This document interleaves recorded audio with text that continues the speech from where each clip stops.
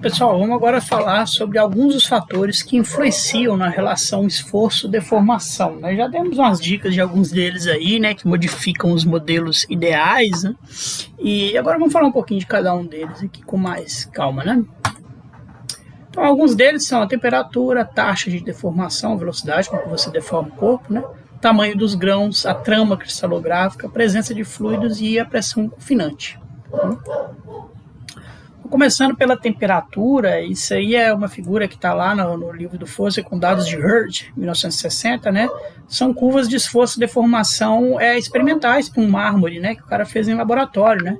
Então, realmente, aqui é ele aumentando a temperatura, né? E vendo qual que seria a diferença quando ele aumenta o esforço, o tanto de deformação linear que ele tem no mármore, né? Quando ele puxa para o lado, aí, tá vendo? Então, realmente, o cara fez isso em laboratório, né? Primeiro a 300 graus, 400, 500, 600, até 800 graus. Só de cara que vocês já estão vendo, né, que a temperatura, quando vai aumentando, ela causa uma mudança nas curvas entre esforço diferencial e porcentagem de deformação, né? Bom, o que acontece na prática é que o aumento da temperatura reduz o limite de elasticidade, ou seja, esse aumento da temperatura enfraquece a rocha, né? Torna mais simples, mais fácil de deformá-la, tá bom? Você pode exercer uma grande pressão sobre uma mola de metal em temperatura ambiente, mas quando essa for aquecida, por exemplo, né, ela vai suportar um esforço menor antes de sofrer deformação plástica. Então, se você aperta uma mola na temperatura ambiente, ela se deforma e volta ao normal depois que você tira o esforço. Mas se você aquecer ela perde essa propriedade, né? Ela passa a se deformar permanentemente quando você coloca o esforço em cima dela, tá bom? Quer dizer, ela fica mais fácil de ser deformada de forma plástica, né? Então, tanto para as rochas, aí, como a gente viu para o mármore de Yule, quanto para o metal da mola, o aumento na temperatura influencia na ativação daqueles processos de deformação em microescala, deformação plástica na estrutura cristalina dos cristais, como a gente viu lá na última aula aí, sobre endurecimento e amolecimento por deformação, né? Como, por exemplo, migração de deslocamentos, né? Difusão também. Então, o aumento da temperatura ele também reduz a resistência final da rocha, quanto esforço diferencial ela suporta antes de se fraturar. Você vê aqui que com a gente aumenta a temperatura, com um esforço bem menor, né, a gente consegue gerar uma deformação bem maior ou correspondente ao que precisaria de 180 megapascal. A gente nem precisa mudar muito o esforço inicial aqui, né? Bom, um outro fator é a taxa de deformação. Então, a mesma coisa que agora, né? Só que mudando aqui para taxas mais rápidas, né? 4 vezes 10 menos 1 por segundo. E aqui taxas mais lentas, tá bom? Todos eles aqui na mesma temperatura. A temperatura foi mantida constante agora, né? O que a gente pode ver aí que o aumento na taxa de deformação significa um aumento no nível de fluxo por esforço aplicado, né? Como a taxa de deformação em laboratório quase sempre são maiores que as taxas naturais, né? É muito difícil você poder modelar uma deformação que demora 100 milhões de anos, 10 milhões de anos, 5 milhões de anos, milhões de anos para acontecer. Então é necessário aplicar um esforço maior para que esteja deformação em laboratório e você fazer isso em escala, né? Mesmo que a temperatura você consiga aumentar a 500 graus, né? Que seja parecida com os casos naturais. Então, o aumento na taxa de deformação pode significar também que uma menor deformação plástica pode ser acumulada, né? Uma vez que a rocha tende a fraturar-se em um estágio anterior do que na deformação natural, né? Vocês lembram lá que a rocha se fratura de forma mais rápida quando você dá uma martelada nela, né? Quer dizer, taxa de deformação extremamente rápida, né?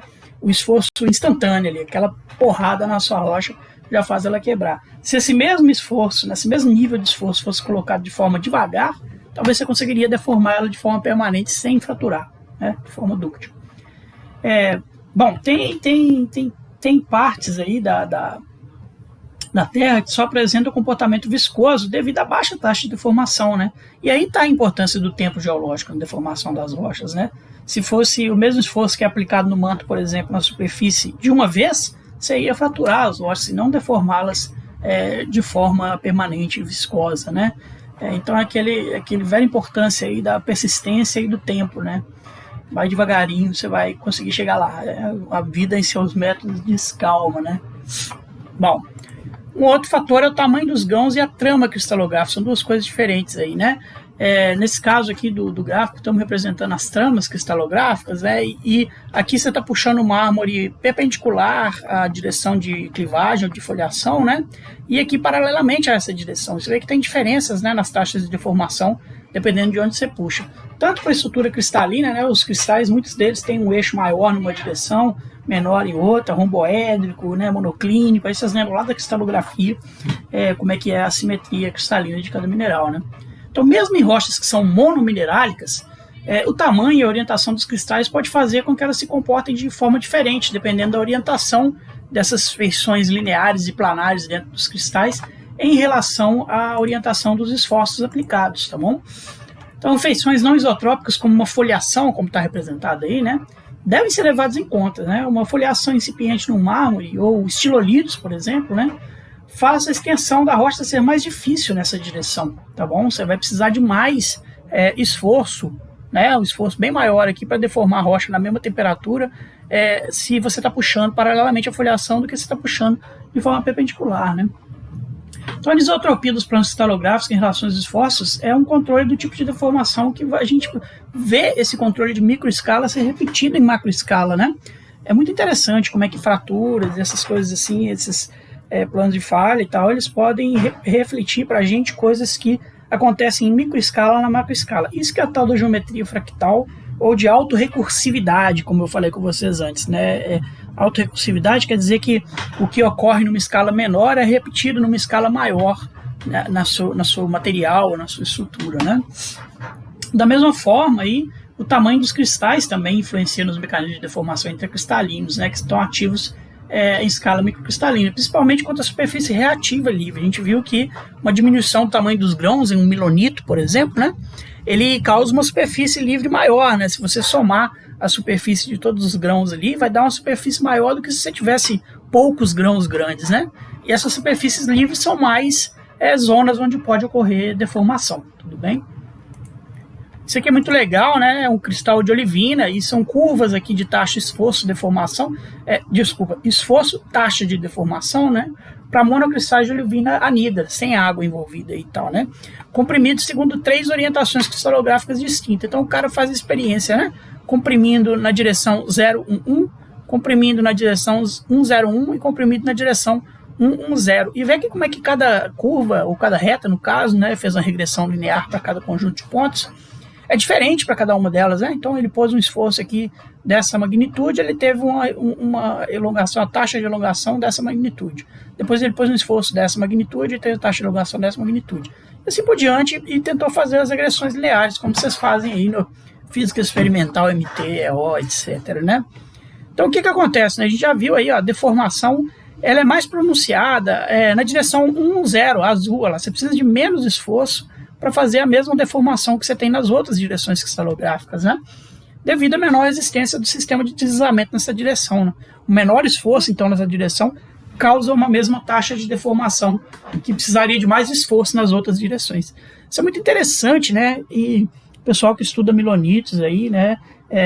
Orientação cristalográfica preferencial, milonites, é muito legal porque alguns planos de deslizamento no cristal vão estar ativos antes dos outros vão passar a estar ativos depois. Isso depende da temperatura, condições metamórficas, várias coisas. Então, analisando a orientação dos cristais numa rocha, né, a gente pode ter ideias aí sobre as condições de formação dela, aquela zona de detalhamento. Antigamente, né, isso era feito na mão com um equipamento que chama platina universal. Então, o cara pegava a platina universal, o Bruno Sander foi um dos que fez isso bastante, né? Ele ia grãozinho por grãozinho. A platina universal é um microscópio óptico, é um tipo de platina no microscópio óptico, né, que você consegue rodar ela não só horizontalmente, mas nas 3 dimensões, né, como se fosse um globo ali.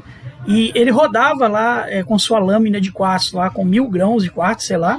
Ele, em cima daquele grãozinho, rodava na horizontal, rodava na vertical até ele ficar completamente extinto. Aí ele ia lá e anotava qual era a sua orientação no espaço. Aí ele ia no outro grão, fazia a mesma coisa. Ia no outro grão, fazia a mesma coisa. Aí demorava mais de um mês para conseguir fazer a orientação preferencial de uma lâmina. Hoje em dia faz isso em horas com o microscópio eletrônico de varredura, né? Você consegue programar o microscópio, um equipamento chama EBSD, ele vai de grão em grão para você, ele te faz um mapa de como é que os cristais estão orientados. A gente já viu, né, lá no cisalhamento simples, que numa zona de cisalhamento simples, todas as linhas materiais e os planos, eles tendem a se paralelizar com a zona de cisalhamento, né, com a medida da progressão de deformação. Então, se você está num ultramilonito, a maioria dos eixos C de quartzo, por exemplo, vão estar todos indicando a mesma direção, né? Então, essa distribuição desses eixos C aí, que começou lá, esses estudos do Bruno Sander, etc., hoje o pessoal faz em uma tarde, aí, mais de 2.000 análises, muito mais que isso, né? Ele demorava um mês para fazer na mão, né? Isso aí te indica o grau de desenvolvimento do milonito, né? Quanto que acumulou de deformação ali dentro, tá bom? Você pode ter uma ideia rápida disso aí, você pode pegar a sua lâmina, né, de rocha, desde que ela esteja propriamente orientada, né, vai ver o corte ideal para fazer lâminas em zona de cisalhamento, né, para ver a movimentação na estrutural 2, né, você coloca ela no microscópio, você pode colocar uma daquelas plaquinhas de gipso, né, etc. Se a sua lâmina ficar toda cor-de-rosa, toda azul, é porque está todo mundo orientado na mesma direção, tá bom? Se ela ficar cada um de uma cor, é porque não está bem assim, cada eixo está para um lado aí, a deformação não foi tão intensa. Então, uma ideia rápida aí do que estamos falando, né? Tem muitas coisas interessantes aí disso aí. Isso eu estou falando de quartzo, né? Olivina é muito legal para quem estuda a deformação do manto, né? Ou a deformação do morro, né? Tem gente que faz doutorado com isso aí, muito legal, né? Que você pega aqueles furos de sonda lá no fundo oceânico, etc. E tem aqueles serpentinitos todos cisalhados. Muitos orógenos e cadeias de montanhas antigas, como nos Alpes, tem preservado isso como parte de ofiolitos, né? Pedaços do manto deformados. Aí os caras estudam cisalhamento no manto através dessa deformação de olivina. Aí. Muito interessante, muito legal esses estudos. Bom, uma coisa que pode influenciar, né, é a presença de fluidos. A maior presença de fluidos tende a enfraquecer as rochas, reduzir o limite de elasticidade, facilitar o processo de deformação plástica em cristais. E a gente tem todo tipo de fluido aí, a gente tem que pensar nas rochas aí na crosta como permeados, muitas delas permeadas por fluidos, dependendo da porosidade, das fraturas, etc., né? Tanto os aquíferos mais rasos aí, com água meteórica, quanto coisas profundas, águas hidrotermais, etc. Isso a gente vê muito bem que existe, porque existem alguns cristais que preservam parte desses fluidos que não foram precipitados, né, dentro deles. Por exemplo, esse quartzo aí que eu trouxe lá da Namíbia, deixa eu ver se o videozinho toca lá. Então esse quartzo está com uma bolha de gás e um líquido aqui dentro dele, vocês estão vendo ali, né, na medida que eu rodo ele ali, dá para ver uma inclusão fluida dentro desse quartzo, né. A inclusão fluida é muito legal, porque ela preserva para a gente, né, a informação de qual era a composição do fluido a partir do qual essa sílica aqui se depositou, né. Aí o pessoal estuda isso, né, faz lâmina disso e consegue congelar, aquecer, estourar e saber qual que é a salinidade, se o fluido é se o fluido é mais, eu pus isso aqui, silicoso, carbonático, se tem gás, se tem sólido no meio, né? Isso é muito bom para quem trabalha com depósito mineral, né? Então, para você ver quais que são as características dos fluidos que precisa para poder conseguir, por exemplo, transportar ouro, né? Ou transportar algum outro metal que você está procurando, pH, salinidade, temperatura, etc. Tá bom? Mais uma vez o quartzo aqui, eu cliquei sem querer nele, mas é bom que a gente observe de novo. Eu acho muito legal esses quartzos assim com inclusão fluida, né? Muito bacana.